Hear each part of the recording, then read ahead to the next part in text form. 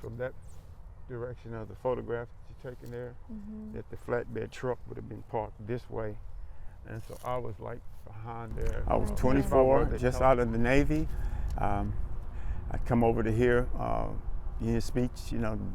Of course, I was in the service when his brother was president, and wanted to see if they were on the same page, more or less.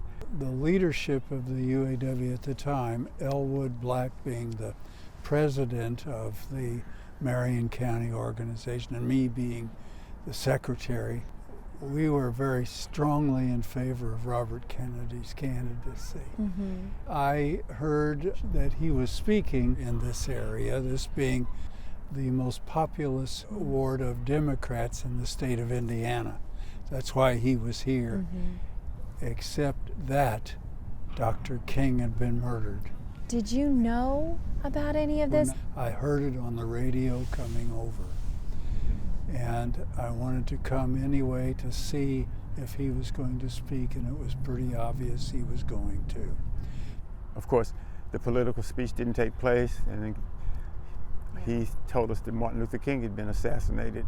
The majority of the people, myself included, did not know that it happened. For some, it was a confirmation of what they had heard. For others, it was absolutely a new revelation.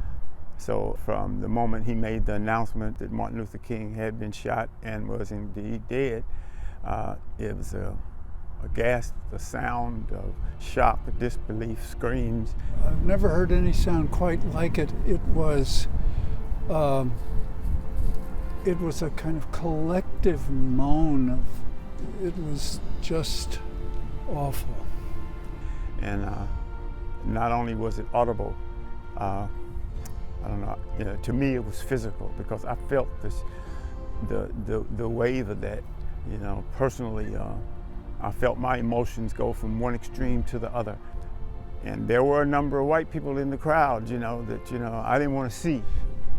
I didn't feel threatened at all. I was mourning already. I was mourning the loss of what could have been.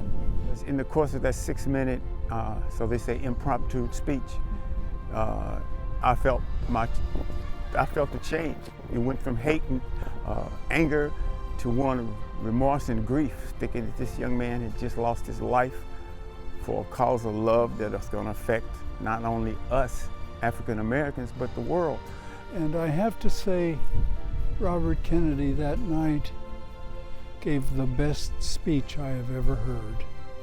It was wonderful, and it was from his heart. Finally, at the end of the speech, coming to understand what Martin Luther King's message was. Love is powerful than hate. Light is better than darkness. And knowing and realizing that he had given his life, he had paid the ultimate sacrifice, you know, for a message of love. So that, you know, that profoundly affected me. Martin Luther King dedicated his life to love and to justice between fellow human beings. He died in the cause of that effort. What we need in the United States is not division. What we need in the United States is not hatred.